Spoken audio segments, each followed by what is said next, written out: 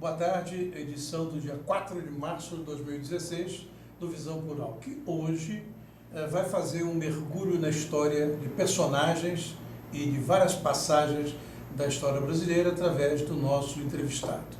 O nosso entrevistado tem uma vida universitária consolidada, mas por decorrências da vida profissional acabou misturando a sua vida profissional com a empresa privada.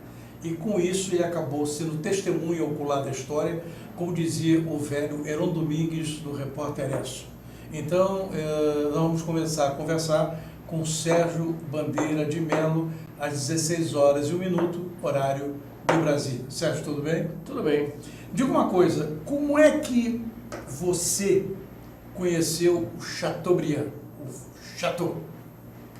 Bom, por incrível que pareça, eu era muito menino, meu pai era comerciante na rua Dom José de Barros, e eu comecei a frequentar a 7 de abril, e lá eu havia conhecido, através do Maurício, um amigo meu da biblioteca, o Livro Xavier. E um dia... Baixinho, o Livro Xavier. Bancava do Estadão. Aí um dia o Maurício me disse, ô Bandeira, o que esse cara esqueceu, nós jamais vamos ler. E eu fiquei muito amigo dele. E um dia entrou um senhor, autoritário,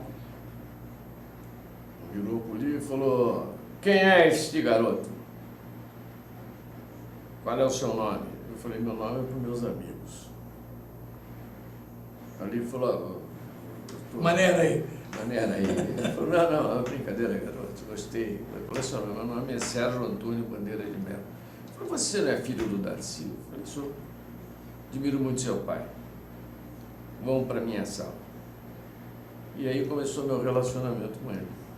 E uma amizade entre eu e ele que não tinha nada a ver nem com os Bandeiras de Mello, nem com a família e nem com o jornalismo. Mas o grande homem que me introduziu em algumas reflexões muito importantes da minha existência foi o Saqueta. O Saqueta, grande Saqueta. Grande Saqueta. Eu, evidentemente menino, ainda, acho que começando o clássico do Colégio Rio Branco. Então eu acabei criando aquele hábito de ir ao Diários Associados, sair com ele, às vezes com o Samuel Weiner, e comer sanduíche de peru num lugar bem no bar em frente. No bar em frente, que você deve ter conhecido e comido. Lembra algum fato fora do comum nesse relacionamento teu com o Chateau? Olha, eu li o livro do Fernando de Moraes, que aliás gostei, detestei o filme, não tem nada a ver com o Assis Chateaubriand, Bandeira de Mello, que eu conheci. Mas a coisa que mais me chamou a atenção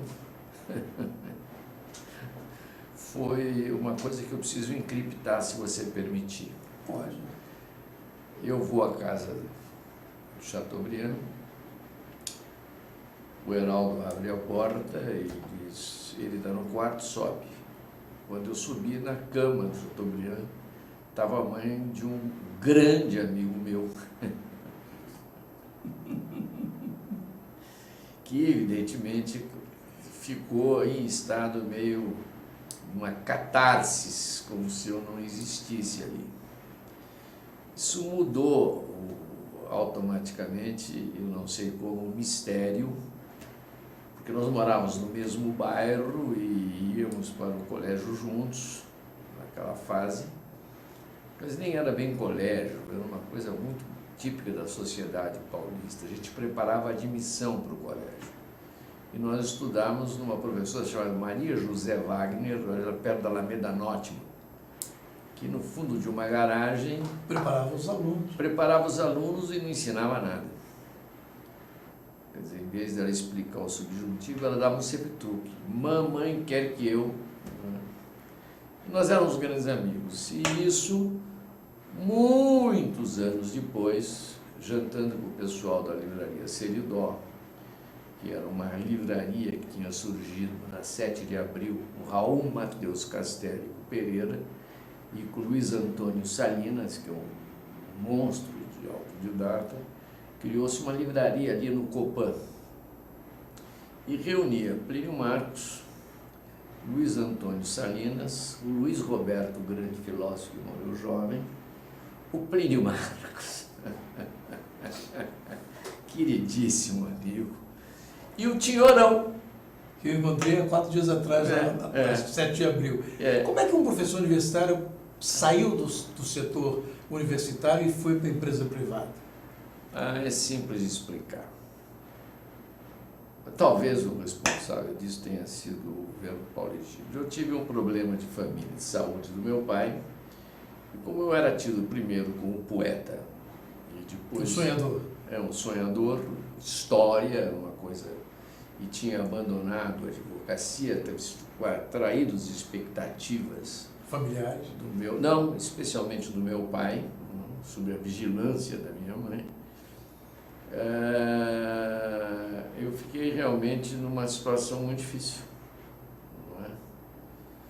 E isso até chega a me emocionar, é uma dívida que nunca consegui pagar do meu pai, não é? Mas me afastei completamente da área acadêmica, mas não daquilo que a gente chama dos anti-intelectuais e anti-acadêmicos, que começou no Saqueta, continuou na Biblioteca Municipal, Maurício Stratenberg, Cláudio Abramo, não é? Encontros noturnos, estudos profundíssimos, não é? Principalmente do Maurício, não é? Que era um autodidata e ele me estimulava muito. Não é? Depois houve um fenômeno também bastante interessante, que foi a minha fase de professor de cursinho do centro acadêmico, que me levou para a política estudantil. Não é? Enfim, eu nunca fui exatamente um acadêmico, eu sempre fui um acadêmico anti-intelectualista. Um anarquista? Não, eu preferia um nome diferente. Eu fui obrigado a estudar profundamente isso. Eu gosto mais da palavra libertário. Sim. Anarquismo dá essa sensação terrorífica, ainda que seja uma imprecisão histórica absoluta, não é? Mas sempre o paradigma é o Bakunin. E você foi trabalhar na empresa privada e, através dela, você conheceu gente do mundo todo? Por mera coincidência, tá certo? Existia um indivíduo do movimento estudantil em Belo Horizonte, chamado José Kleber Leite de Castro. Nas dificuldades familiares, o intelectual poeta, uma hora percebeu a angústia familiar, e fui lá e disse para meu pai: eu vou pedir uma licença na faculdade e vou resolver os seus problemas empresariais. Ele quase caiu duro. E eu, de fato, pedi um afastamento por tempo indeterminado, sem vencimentos, resolvi os problemas e, indo a Brasília, viu José Kleber Leite de Castro em função de uma dívida no Banco Central. Eu pensei que eu fosse falar com o pai, não, era o próprio diretor de crédito agrícola naquela época no Banco Central. E ele mandou um bilhetinho: Bandeira, a agenda está cheia, vai para minha casa à noite. E do meu lado estava Orlando Quesinhometo. Ele falou: você vai falar com o Zé Kleber? Eu falei: vou. Posso ir com você? Claro, bora. E aí começou uma relação que não acabou mais. Eu continuei professor da faculdade e ele sempre ia lá me consultar nas crises que ele teve, principalmente eu participei, tal como você, na retaguarda, não é? Talvez irmanados nesse comportamento. Ele trouxe o problema da Copersucar e do Atala, que foi uma briga famosa. Para quem não conhece essas questões, o Ometo, a empresa foi destruída. Não. Foi? Não? Não. Muito pelo contrário, o Ometo impediu a destruição, são vários ometos e nem eles não são um conglomerado único. Ah, são várias empresas. São várias empresas de nome ometo, em que as duas que eu conheci mais, e eu vivi sempre com Orlando Chesini, que era a usina da Bar, tinha uma holding chamada Pedro Ometo, que era a usina da Bar, Costa Pinto, Santa Bárbara, Jaíba, depois Bodoquena, e uma série de outras coisas de agropecuária, que era, vamos dizer, concorrente da São Martinho, que era de um parente dele.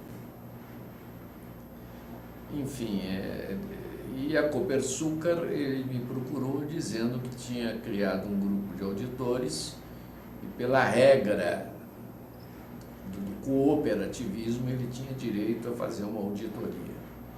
E o Atala não abria os livros para o grupo de auditores dele.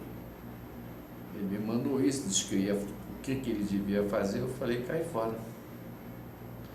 E ele foi o único momento que saiu da Copersucar. Mas você conheceu o Gaddafi e o Saddam Hussein a partir disso, não? Não.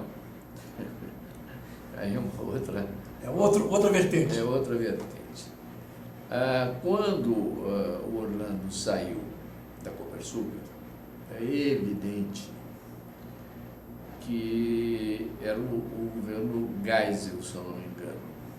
E o Atala era tido como um engenheiro de petróleo, um sujeito inteligentíssimo, e amigo do Geisel. Então o Orlando falou, bom, como é que eu vou fazer? Eu não tenho mais a Copersucar. Nós temos o Instituto do Açúcar e do Álcool. Os planos de safra, nós vamos ficar numa situação muito difícil. Aí ele foi a Araraquara e disse, olha, eu preciso de você um mês para você me organizar em Brasília. Eu falei, tá bom, vamos lá. Ele falou, você vai ser superintendente da base da TAM. A TAM, um táxi aéreo. Primórdios da TAM.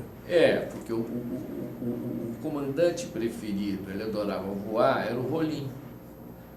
E o Rolim era uma espécie de, se eu não me engano, Plínio Ferraz, o Rolim montaram uma companhia de táxi aéreo, não é, para o Orlando, naquela época do milagre brasileiro, e faturava muito bem.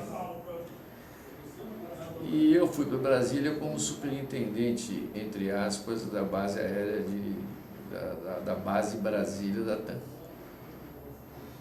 E lá eu comecei a estudar, porque o Orlando estava abrindo, estava querendo fazer a maior destilaria do Vale do São Francisco, chamava-se Jaíba. E era um negócio de cana irrigada, um canal enorme, e que envolvia também uma grande construtora, um português maravilhoso, que fazia esse canal. Enfim, dificuldades econômicas, o Geisel andou visitando o Jaíba, nós tivemos problema no Conselho Nacional de Petróleo, tivemos resistência da família Coelho na Codevasf, que precisava de água para os seus projetos agrícolas. Então foi uma luta enorme. E em Brasília, então, eu criei um sistema diferente, porque eu não gostava nem de tráfico de influência e nem de lobby. Primeiro porque lobby não era legislado no Brasil. A gente conhecia lobby... Todo mundo sempre fez, mas não tem legalização para isso. Não fazia lobby, fazia tráfico de influência. A prova do tráfico de influência que começou, que o Alexandre Santos, que está preso, se eu não me engano, é um cara da minha época lá em Brasília. Sim, eu conheço. Você conhece? Conheço. Trabalhava na ESSO. Isso mesmo. Arrumou uma confusão com o coronel Volovski, do Conselho Nacional de Petróleo enorme. O gordinho complicado. Ele é um gordinho, mas muito bom sujeito. Bom sujeito. Entrou numa fria danada, como é que ele vai sair, eu não sei. Mas, enfim, eu fui organizar, então, um sistema de como nós não iríamos perder nos planos de safra os interesses de uma bruta, uma das maiores usinas do mundo de açúcar. Eu organizei de forma poética, não? Eu me aproximei de um restaurante quebrada de massa chamado Tarantela e fiz um... Que virou Piantella. E depois, bem mais tarde, né, com Fantinatti, que era do Lerrelé, do Rio, Sim. que era do Vieira Soto, aquele que tinha o T6 vermelho, que voava. Eu levei o Fantinatti para lá e depois levei os 2 metros do Vieira Soto para lá e fizemos o Tarantela. E ao lado tinha o Feijão Verde, se eu não me engano, que era frequentado pelo Lula. Verdade. Então o PT de um lado e o Tarantela do outro. As mesas do Tarantela eram engraçadas. Era uma mesa do Puar, que era o Ulisses Guimarães, o Pacheco Chaves de Piracicaba, e aquele grupo dele. O Archer, né?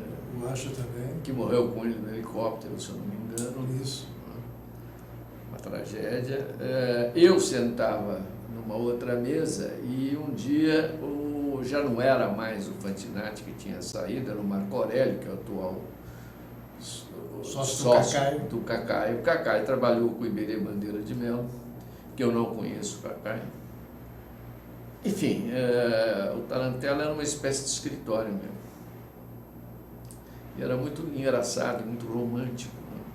Né? Para quem não sabe, em Brasília, os pontos de encontro que viram à noite, onde os políticos frequentam, onde eles trocam figurinhas, aonde se encontra namorada, etc. e tal, estão localizados nesse local. O Piantella, que ele falou que era Tarantela antes, é um desses locais, e em São Paulo também existiu um outro local que ele também esteve ligado. Mas antes de falar no jogral, eu provoquei você do Gaddafi e do Saddam Hussein. Como é que é? Aí, em Brasília, nós tínhamos um hábito. Encontrei vários ex-colegas meus que eram do movimento estudantil e passaram a ser tecnocratas, principalmente ligados ao Delfim Neto. Uhum. Paulo Iocota, etc. Não, Paulo Iocota não. Paulo Iocota era samurai demais. Não era o Paulo Iocota, era o Manuel Gonçalves de Melo, que era um grande engenheiro, muito ligado ao Chico. Eu só conheço ele por Chico. Era um indivíduo absolutamente importante junto do ministro Delfim. E o Emanuel trabalhava para a Ingesa. A Ingesa, por sua vez, estava fazendo os urutus. O Emanuel era casado naquela fase com uma judia. E havia um problema na Líbia. E ele segregou o problema para mim na Líbia. O Orlando, por sua vez, estava interessado no motor a álcool feito pelo Stamps, do ITA. E dizia, a Dedi não vai poder fazer o motor se não tiver um sócio de multinacional de motores. Não existe motor feito no Brasil. Aí eu fui falar com o Gianni Agnelli. E o Gianni Agnelli era sócio do Gaddafi. O Gaddafi tinha botado na crise do petróleo uma nota na Fiat. E através desse contato, eu fui sem ir. Você não esteve pessoalmente com ele? Tive levado pelo avião do Agnelli. Um avião indicado pelo Agnelli. A família Agnelli é dona da Fiat, só para vocês terem ideia, e comanda alguns órgãos de imprensa na Itália. Mas, e aí, me fala um pouquinho sobre a figura desse Gaddafi que você conheceu. Eu tinha, evidentemente, como tenho, na minha especialidade de teoria da história, eu estudo muito a teoria dos conflitos. Eu conhecia muito bem a história do Muammar Gaddafi e do problema do Gaddafi, o nasserismo e o pan-arabismo, que era a ideia de fazer uma fusão entre o Egito e a Líbia, porque a Líbia tem um grande território, muito pouca gente, tribos, e o Egito tinha uma grande população. Eu não posso afirmar como historiador que eu tenho alguma informação documental disso. Mas indo lá e começando a conversa, eu iniciei não é? Um papo mais ou menos nesse assunto. E aí engoliu o olho de carneiro que ele serviu na tenda no deserto, porque ele estava fugido já de bombardeio americano, ele tinha perdido uma filha, umas coisas complicadas. Bom, era um homem absolutamente tribalista, né? Percebia que ele não tinha uma noção... Carismático? Olha, se considerar pelo ponto de vista, vamos dizer, árabe, talvez eu use a palavra imprópria, como homem do deserto, de tribos, de beduíno, ele era um líder. Uhum. Mas eu não associo essa liderança à ideia de carisma, porque ele tinha uma situação minoritária, tá certo? Ele dominava, ele teve aquela fase nascerista que o projetou. Ele sempre foi coronel, nunca foi general, é uma coisa estranha, ele nunca quis esse generalato, na verdade.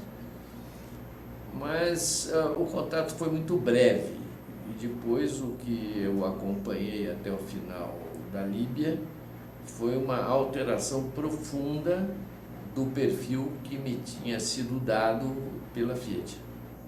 E no caso de Saddam Hussein, como é que foi o seu relacionamento? O caso de Saddam Hussein também foi problema de exportação de açúcar via Instituto do Açúcar e do Álcool pelo Iraque, e porque a Petrobras tinha criado uma trade chamada Interbras.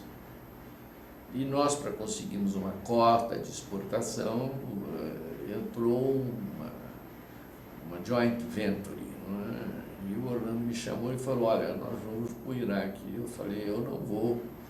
Ele falou, por quê? Porque eu sou amigo do Emanuel, sou amigo do pessoal do Marek Melamed, falecido, que era da Tahal Enco, que é uma grande companhia que estuda águas subterrâneas e que estava fazendo um trabalho para nós no Vale de São Francisco.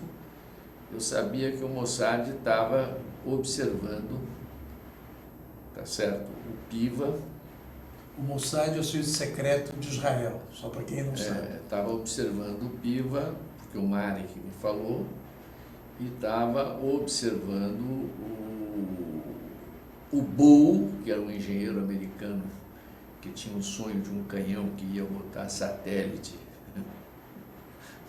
em lugar de foguete, e que estava fazendo um canhão lá para o Saddam. E eu falei para o Orlando, é um ambiente, vamos dizer, contaminado para a gente aparecer no mundo atual, na América Latina. Nós somos latino-americanos, por mais que a gente seja afrancesado, italianizado, nós somos muito mais voltados para o continente americano, né? E nós não podemos fazer essa brincadeira, mas nós não podemos perder o negócio. Eu falei, então vamos pegar um coronel reformado do Exército, vamos contratá-lo, um castelista. E um homem do Castelo Branco? Não, amigo do Castelo Branco. Depois eu descobri um grande sujeito, um grande homem, um sujeito inteligentíssimo, Luiz Alencar Araripe, que foi contratado pela usina da Barra para ir para o Iraque, junto com a delegação que ia fazer esse procedimento. Se saiu muito bem e nós fomos para Le Bourget ver avião. Que é a grande feira que acontece em Paris, né? Sempre, todos os anos. Todos os anos. Né? E o Orlando, o Alencar Araripe, esteve lá e fez todos os levantamentos, fez relatórios bem típicos do Serviço Nacional de Informação, muito bem feito. E mais, ele era muito culto e sabia várias línguas. Se deu muito bem lá e me trouxe um diagnóstico muito bem estruturado, e eu via que Saddam Hussein não ia ter muito futuro no Oriente Médio já naquela época. Todos esses fatos ocorreram na época da concepção do Brasil Grande, não é? Não só do Brasil grande, mas como do Brasil desenvolvimentista, não é? Quer dizer, pós-Juscelino Kubitschek, não é? A fase seguinte foi do milagre brasileiro, que foi a forma como os militares entenderam o golpe de Estado, não é? Mas que, na realidade, esse golpe de Estado teve a guarda pretoriana militar, mas quem realmente operou foram os civis eleitos pelo golpe. A Engesa teve problemas com Israel, não é? Olha, eu não acredito muito. Eu conheci mal, por acaso conheço muito bem a família Whittaker, desde menino, por causa de um homem brilhante, que foi amigo de meu pai e do João Rosato, que é o Zé Maria Whittaker. Tanto é que eu vivo com a Carolina Whittaker, que é neta do Zé Maria. Enfim, eu soube que eles começaram com a Engesa eles tinham vindo dos Estados Unidos, ele e o irmão Zé Guilherme, que eu não os conheço, eles fizeram um caminhão com tio, parente, para pescar nas estradas ruins do Brasil, e o exército ficou muito impressionado com a suspensão. Daí começou as ligações entre o Whittaker e aí nasceu a Engesa. E a Engesa fez material militar para vários países do mundo. Fez. Mas, basicamente, os grandes compradores eram a Líbia e o Iraque. O Urutu. Eu, na realidade, não conheço bem. Agora, que o Whittaker tinha um enorme complexo político de apoio, tinha. Quer dizer, você nada mais está dizendo de que os grandes empresários brasileiros que dirigiram empresas de ponta tinham apoio político consolidado, tinham visão de futuro, de inovação e eram capazes de fazer articulações internacionais com grande influência. Tinham, mas eu excluiria o aspecto político. Eu me lembro que os políticos eram sempre problemáticos. Eles sempre pediam dinheiro para as campanhas, mas tinham depois, se criava, agora eu vou usar uma palavra sociológica, eles criavam aquele estamento, aquele ritual congressual em que eles se isolavam das promessas. Não é? Então eu não me lembro de nenhum político que tenha favorecido a Usina da Barra ou a Costa Pinto a ter feito um plano de safra que realmente nós conseguimos coisas sempre através de coisas misteriosas. Por exemplo, a minha primeira cota de refinado granulado que nós tivemos nos foi dada pelo ministro Golbery. E eu fui levado ao Golbery por um tecnólogo de alta competência chamado José Dion de Melo Teles, recentemente falecido. E o Golbery adorava o Zé Dion. E ele me levou no Golbery.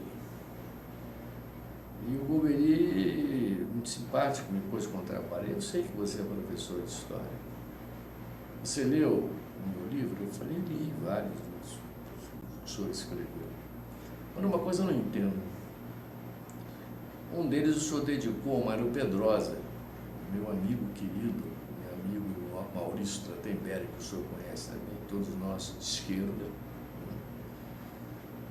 Ele falou, você conhece o Mário Pedrosa? Onde é que ele está? Está no Metropolitan. Chamou a secretária e disse, liga para o Mário Pedrosa. E passou o telefone para mim. Eu falei, tudo bem? Tudo bem, e aí? Estou com saudade de ir lá na minha casa na praia. Eu falei, olha, eu estou aqui na frente de um amigo seu. Ele falou, Bandeira, não vai me dizer que você está na frente do Maurício? Eu falei, não, eu estou na frente do ministro Golbery. Ele falou, meu amigo, passa o telefone. E eu quase chego a dizer para você que é meio romântico. romântico isso, mas a emoção foi grande, eu acho, de parte a parte. Eu não sei nada da história dos dois, não tenho a menor noção, e nenhum deles fez nenhuma confidência. Eu sei que depois de 1h30, ele falou, mas no fim, por que você esteve aqui? Eu digo, olha, a usina da Barra precisa de pelo menos 30 mil toneladas de farinha de granulete, senão nós vamos quebrar. Nós temos uma refinaria encostada na Moenda e, por cota compulsória, temos que mandar o açúcar para Santa Catarina, para o César Gomes. Falei, meu amigo. Ele virou para a secretária e falou, liga para o diretor de exportação do Instituto. Fala-se doutor Amaury Costa. Quer dizer, você, na verdade, o que você está contando é que no Brasil as relações entre pessoas comandam a economia, os negócios, a política e etc. e tal. Mas há muita gente que acha que acima das pessoas estão algumas pessoas mandonistas, como diria oh meu Deus, agora o gaúcho que escreveu Os Donos do Poder. O Raimundo Faoro. Raimundo Faoro. Bom amigo. Seu amigo. Vamos fazer um pequeno intervalo. Na volta, o Sérgio Bandeira de Mello vai percorrer ainda outras figuras públicas, outras situações em que ele esteve presente e vai demonstrar que num dia como hoje, um dia que o Sérgio Moro deve estar masturbando-se de grande categoria, porque prendeu o Lula, né? Mas não teve coragem de manter preso, soltou. Então nós vamos conversar um pouco mais sobre isso. Voltamos já com Visão Plural. Aí...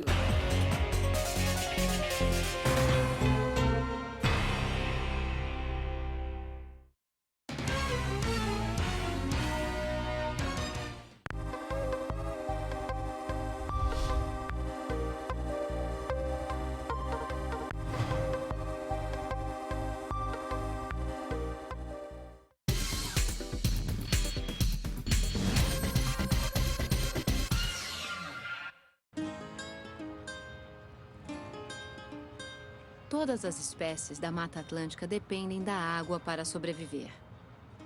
Infelizmente, nem todo rio está para peixe. A qualidade da maioria dos rios nunca foi tão ruim. Mas existe uma espécie que está nadando contra a corrente para mudar essa história. O nome da espécie é Rafael, popularmente conhecido como Rafa.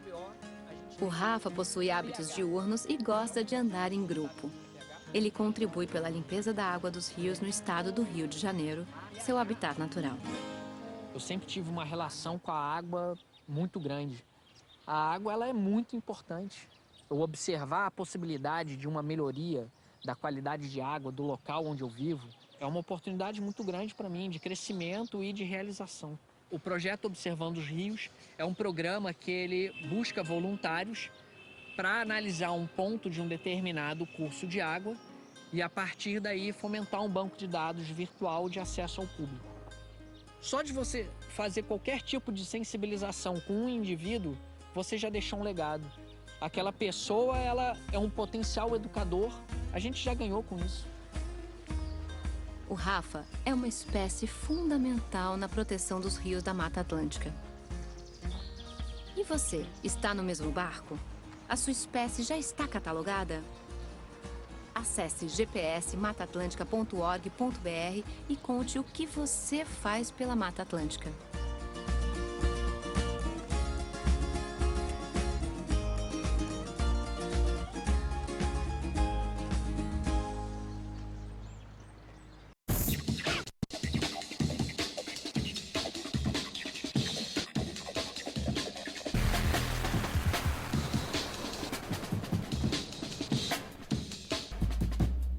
Olá, eu estou aqui para tocar sua consciência. Nossa saúde ganhou o movimento Mama Amiga pela Vida, uma ação social e voluntária que trabalha pela prevenção do câncer de mama. Esse trabalho leva informação às mulheres, apoio e um toque de carinho, com campanhas como a Rede de Pontos de Prevenção e o modelo Mama Amiga, que ensina a identificar possíveis alterações nas mamas. Para saber mais, acesse e participe desse grande movimento pela vida da mulher. Ei, Pantanal! Que maravilha, sou! Mas aqui os peixes já estão diminuindo. Por isso, é bom cuidar e proteger os rios que é aqui, ó, onde eles nascem. O Pantanal depende das nascentes e das cabeceiras. E nós também, ué. Então, pessoal, vamos ajudar. Afinal, tamo tudo junto, no mesmo barco.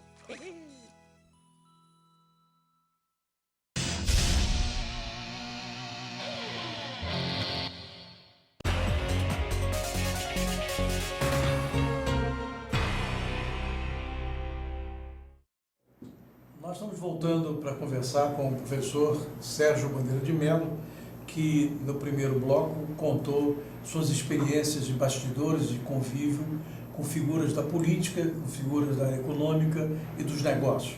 Se você perdeu, quer ver a primeira parte, entre YouTube/AlTVTube, Visão Plural, que você vai poder pegar esses momentos que você perdeu.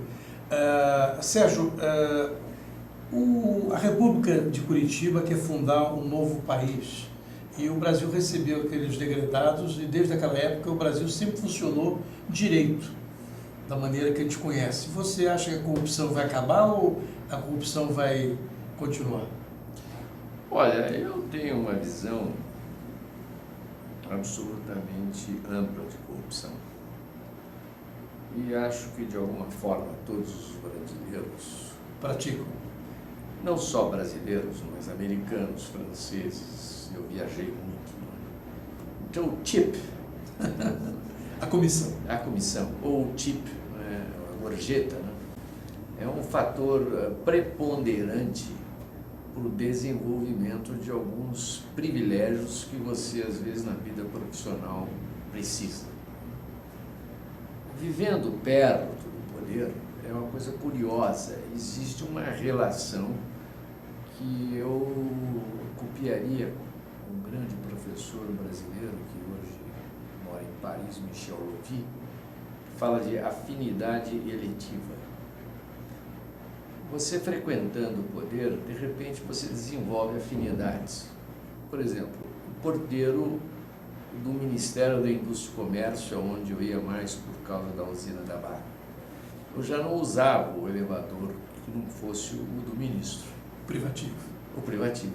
Porque o assessorista, o porteiro, tinham me visto com o secretário-geral, Marco José Marques. Te deu o privilégio de entrar. Exatamente. Eu tinha uma fazenda de gado no Rio Araguaia e uma ocasião, sem querer, entrei armado num avião, uma arma pesada, e quando descobri que estava armado, não tinha mais como. E quando eu cheguei no aeroporto, falei, estou ferrado, vou ser revistado, uma ditadura, não é isso? E tinha uma série de caras da Polícia Federal, e eu tinha um grande amigo que trabalhava com Almeida Braga, que era o filho do ministro Venturini, chamado Danilo Venturini. Que era o ministro. Não, o pai era ministro, ele era o filho. Ah, tá. Danilo Venturini Filho. Grande amigo meu, estudante de arquitetura, e trabalhava com o Almeida Braga. E quando ele saía com segurança. Eis que eu chego no aeroporto armado e o Sangranga diz, professor, o senhor aqui? Eu passei direto. Quer dizer, esse é o Brasil, é o Brasil que chama o Brasil brasileiro. Claro. O Antônio Cândido de Mello e Souza, que é um homem que eu tenho um respeito absoluto, ele, no prefácio da 11ª edição de Raízes do Brasil, ele escreve um documento muito importante para o jovem brasileiro, em que ele fala dos livros chaves para entender o Brasil, para conceituar o Brasil. E ele começa com Casa Grande Senzala, Raízes do Brasil e Formação do Brasil Contemporâneo do Caio Prado. Eu acho isso básico. Então, É um caso, por exemplo, que eu relatei a você, meu amigo, sobre a experiência Golbery. É evidente, chegando em São Paulo e tendo certeza que o Diário Oficial tinha publicado o plano de safra, e estava todo mundo alegre e tal, o Orlando vira para mim e diz: quanto custou?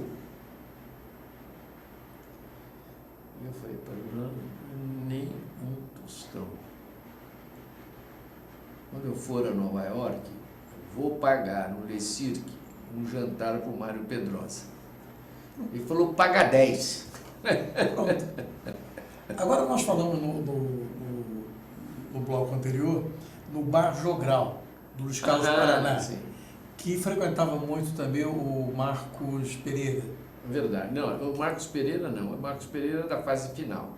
O Jogral começou na Galeria Metrópole. Sim, onde o pessoal do Jornal da Tarde frequentava muito. Na realidade, não existia muito Paraná. O Paraná era amigo de uma grande amiga minha, chamada Tânia Maires Fiero, que era de Jacarezinho. O Paraná tinha vindo para um desses festivais de música popular, que eu pessoalmente detestava, porque se você olhar hoje os filmes da TV Record, você não vê povo, você só vê as damas... Eu era o repórter do Jornal da Tarde que ia cobrir todos. Você só vê as damas da classe média alta do Brasil, então não tinha nada de... Não era com o Roberto Carlos, era ainda que ele também tenha participado, mas era um movimento de elite, essa brincadeira, na minha opinião. Então eu não ia nem... Eu era testemunho ocular disso. E nós fizemos um bar junto com os professores de cursinho, porque nós tínhamos dinheiro. Imagina, eu sabia tocar aquilo na Galeria Metrópole. E apareceu o Léo Caran lá, você deve ter ouvido falar do Léo Caran.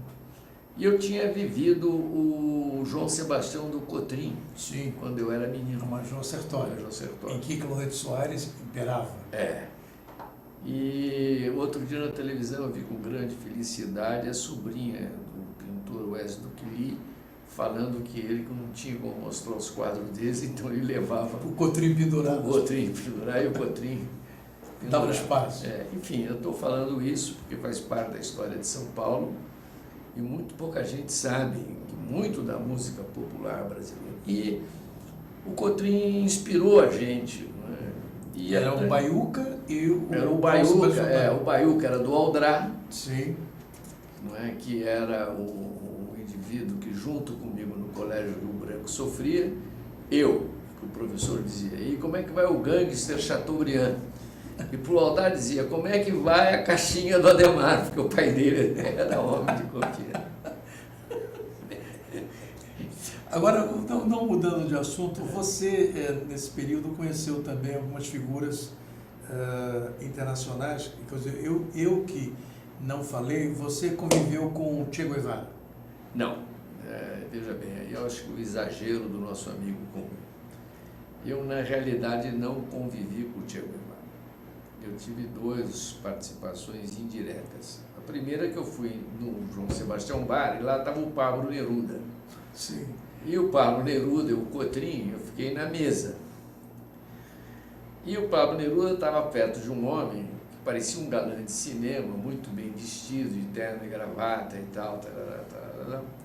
E uma amiga nossa, que era uma menina bonita, e estava perto dele.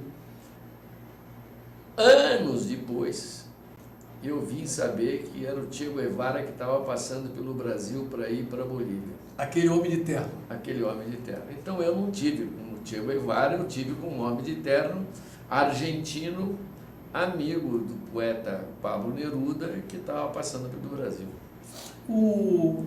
Você teve uma passagem de relacionamento familiar com a família Guinle. Muito grande e tenho até hoje. A família Guinle foi importantíssima no desenvolvimento do Porto de Santos, docas, etc. e tal.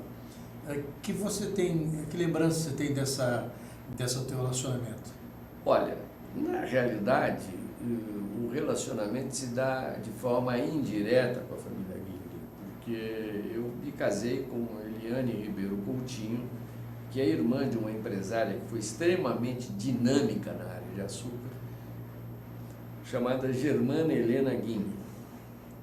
A Germana era a mulher que mais trabalhava que eu conheci na vida, que mais viajava vendendo açúcar do Brasil. O Brasil deve muito da colocação do seu açúcar brasileiro à Germana Helena Ging. E o convívio entre eu e ela se deu por causa do Orlando Quesini Omento. O Orlando tinha esse problema. Nós tínhamos um escritório no Rio, que era chefiado pelo Rubens Viana, ex-aposentado do Instituto do Açúcar e do Álcool, como era o hábito, e nós estávamos numa situação econômica difícil. E ele me diz: Bandeira, a gente precisa estudar esse negócio de exportação, tem alguma coisa errada nisso. Carta branca, você usa o avião, o rolinho, o que você quiser. E eu tinha conhecido um homem chamado Paulo Mota. Mas também uma coisa engraçada, eu era professor do cursinho, que depois da repressão virou DEA e houve uma espécie de privatização dos cursinhos, onde surgiu equipe, objetivos, essas coisas. Não vamos o cursinho era fundamental, né, na preparação dos estudantes. Era aquela cópia, vamos dizer, francesa, não é? Típica, de que nós, alunos da faculdade, como na escola normal, daríamos aulas para os futuros universitários. Era feito um concurso, e neste concurso o presidente do centro acadêmico, que na minha época, se eu não me engano, era o Funari, fez o concurso de história, eu me inscrevi, o Funari se inscreveu, o Pércio de Olarinho se inscreveu e o Eugênio Montoro se inscreveu. Logo eu não teria a menor chance. Mas tive uma sorte muito grande na hora de tirar o ponto. Eu tirei um ponto sobre expansão marítima.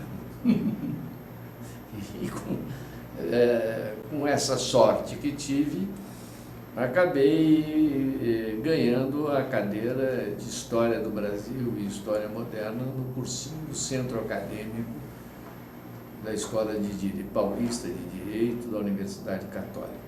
Foi nessa época que você conheceu o José Dirceu? O Zé Dirceu era meu colega de classe, desde o primeiro ano. E já há um fenômeno muito estranho do Zé Dirceu, porque o José Dirceu,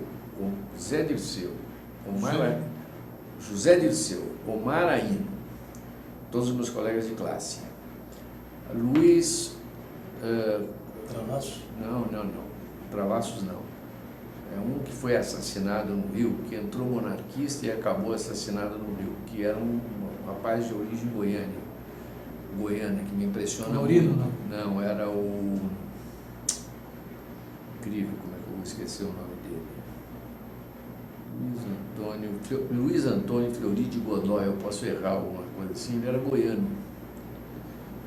E a última vez que eu vi esse moço foi na livraria perto da USP. Quem me levou foi o Mentor, o atual deputado Mentor, que era meu colega de PUC. E ele dizendo para mim: Bandeira, radicalizei e vou para a luta armada. Ele era uma flor, ele era um poeta. Eu falei: mas, pô, Fleury, como é que você vai dar tiro? Eu não consigo entender. Foi nessa época que você conheceu o Fernando Henrique Cardoso também? Não, o Fernando eu conheci muito mal, porque o Fernando Henrique Cardoso, ele foi para o Departamento de Ciências Sociais, que foi criado no meio dessa luta da USP. Eu fazia pós em História com Joaquim Barradas de Carvalho, e o Fernando Henrique Cardoso era muito amigo da mulher do Joaquim Barradas de Carvalho. Então, poucas vezes tive com ele, a não ser no cafezinho, lá no Departamento de História, em que ele tinha fama de muito pão duro, não pagava cafezinho para ninguém. Então, eu não conheço. Agora, a obra dele eu conheço, e é a obra de um bom historiador social, mas não é uma obra... É melhor que a do Florestan Fernandes? Olha, o Florestan Fernandes é um caso à parte. Amigo íntimo do Maurício, da geração biblioteca, quase que autodidata. E era garçom antes de ser professor? Uns dizem que era garçom. O Maurício me disse que ele havia sido barbeiro. Mas eu não sei, eu não posso definir porque não é da minha. Sim, mas as duas atividades eram de alguém que... eu fui assimilar.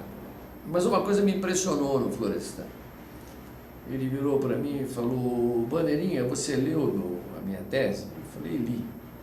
Então agora espera a nova edição, porque naquela época eu não escrevia mal, então ela ficou muito grossa. Porque o que eu podia escrever em uma página eu usava 10. Agora a nova edição vai estar muito melhor, porque eu aprendi português. Era um homem muito simples, muito brilhante, né? E foi um dos homens que, na atual conjuntura, a gente descobre uma diáspora, né? Se você observar e concordar comigo, se registra no seu programa, que a diáspora foi os intelectuais, né? Os intelectuais fundadores do PT sumiram. Eu estou falando do Florestan, porque não é porque ele sumiu, né? Não, você lembrou... Mas Chauí sumiu. Chauí, todos... Um cara que discutia comigo, que era o Conde Comparato, sumiu. Fábio Conde Comparato. Fábio Conde Comparato sumiu. E eu não encontro nenhum deles fazendo a defesa do Partido dos Trabalhadores. Agora, sei que o Partido dos Trabalhadores foi fundado inicialmente por capital alemão, da Igreja Católica Alemã, era um partido de origem católica. Sei que na oposição à ditadura os católicos tiveram uma posição muito firme. Exemplo, eu falei do Zé Dirceu, né? O Travassos, que era muito mais importante, era um estrategista brilhante, estudioso, humilde, discreto, né? Morreu muito cedo num desastre estúpido, até onde eu sei, não foi atentado. O Zé Dirceu era um bruta líder, um bom colega, não é absorvido assim por uma Uni, assim, que tinha uma tradição de ligações com o Partidão, né? E ele e o Paulo de Tarsus Venceslau, né? Que brigaram lá na frente? Eu nem sei se brigaram. Eu sei que um dia o Maurício e eu fomos na conferência do Edgar Morin, que era um cara sensacional, que depois francês, que está com 90 anos, não sei quanto. E aí começaram a pichar o Paulo de Tarso, que era da Escola de Comunicações, começou a dar uma pichada no Maurício como weberiano. Eu fiquei muito bravo com isso, eu fui falar com o Zé Dirceu, ele pediu desculpas, e foi pedir desculpas ao Maurício também. E eu falei: Zé, você mal leu o Manifesto Comunista, como é que você pode dizer que um cara é weberiano? Você nunca leu o Max Weber? Se o Cláudio Abramo estivesse vivo hoje, que aliás, na edição que comemorava 95 anos da Folha, ele não é nem citado. Se ele estivesse vivo hoje, qual é que você acha que, com aquele cacuete que ele tinha nas mãos, como é que ele veria o comportamento da imprensa hoje? Bom, primeiro ele dizia que isso não seria imprensa. Não seria imprensa? Não seria imprensa. Seria o que se chama mídia. Quer dizer, uma série de sketches que você mostra imagens, mas não diz nada. Eu acho que é exatamente essa frase que ele diria. Não diz nada. Você também tem uma participação na formação da Unesp. Não na formação da Unesp. Eu fui contra e saí da faculdade até por causa da Unesp. Qual era a proposta da Unesp? Olha, eu na realidade desconheço, mas acho que é uma proposta extremamente absurda, porque eu não sei nem quem foi o governador que teve a ideia genial que a USP estava fechada, enquilosada pelas cátedras, um monte de doutores que não tinham para onde ir, e alguém teve a boa ideia e criou os chamados institutos isolados no estado de São Paulo. Rio Claro, Araraquara, os que eu conheci, Rio Preto, Assis, Ribeirão Preto, escola de medicina que até hoje existe. Isso funcionava num sistema de institutos isolados que tinha um nível extraordinário. quando eu fui professor em Araraquara, aconteceu comigo coisas que eu não tenho como pagar. Por exemplo, eu vivi e convivi anos com o Adolfo Casares Monteiro, português, que foi para o Brasil exilado. Do salazarismo, amigo de Fernando Pessoa. Tem carta lá, cartas a Casares. E amigo do filho dele. E eu fui substituir a nora dele, Maria Beatriz Nisa da Silva, que foi fazer um doutoramento de Estado sobre Saint-Just na França. Eu menino, no primeiro ano da pós-graduação, 1968. Para poder ser contratado, precisei levar uma carta do Barradas e uma carta da mulher dele, Margarida Barradas de Carvalho, para ser aceito no meio daqueles caras que estavam lá. Fernando de Carvalho, a maior autoridade no Brasil, Lima Barreto, Adolfo Casares Monteiro, Dante Tringali, Aloysio Reis de Andrade, um grande filósofo, não é? Eliette Bongiovanni Safiotti, uma socióloga padrão, Florestan Fernandes, superior a Fernando Henrique Cardoso. Ele não pode ouvir isso, viu? Por quê? Ele acha que ele é o único inteligente do Brasil. Não, não acredito. Eu acho que o Fernando Henrique, ele era um homem que tinha 3 características para Margarida. Ele era bonito, inteligente e ambicioso. Olha, o nosso tempo está esgotando. Muito bem. É uma pena porque nós mergulhamos na história desse país, na história de pessoas que têm importância fundamental na vida do Brasil e também puxamos pela memória do Sérgio Bandeira de Mello para que ele procurasse um pouquinho de cada pessoa. Nós vamos, antes do programa que vem a seguir, que é HQ, de séries de TV, de história em quadrinhos e seriados, nós vamos fazer 2 provocações para poder encerrar o programa, falando de 2 mulheres que tiveram importância na vida do Sérgio Bandeira de Mello, que eu esqueci de mencionar. Uma, a Romy Schneider. E a Romy Schneider? Piscina do Copacabana Palace. Só isso. Só? Só. Oh, mas e a Florinda Bolcan? A Florinda Bolcan foi uma comissária de bordo que eu conheci e que eu ia jogar polo aquático no Rio do Fluminense. Você jogava polo aquático? Jogava. E eu fui treinar com a seleção brasileira na piscina do Fluminense, mas como eu era menor, eu tinha que ir com aquela fitinha e tal. Me entregaram lá para umas comissárias da época, da Real, acho, do Lineu. Aerovias. E eu voei com essa moça, que era uma cearense, comissária de bordo, que ia pegar um voo internacional. E ela falou: garoto, o que você vai fazer no Rio? Eu falei: vou jogar polo aquático. Ah, eu não tenho nada que fazer à noite, eu vou assistir o jogo lá no Fluminense. Eu falei: tá bom, e tal. Eu era meio atrevido, né? Quando cheguei no Hotel Paysandu, famoso Come, Bebe, Dorme. No Flamengo? No Flamengo. Come, Bebe, Dorme, CBD. Come, Bebe, Dorme.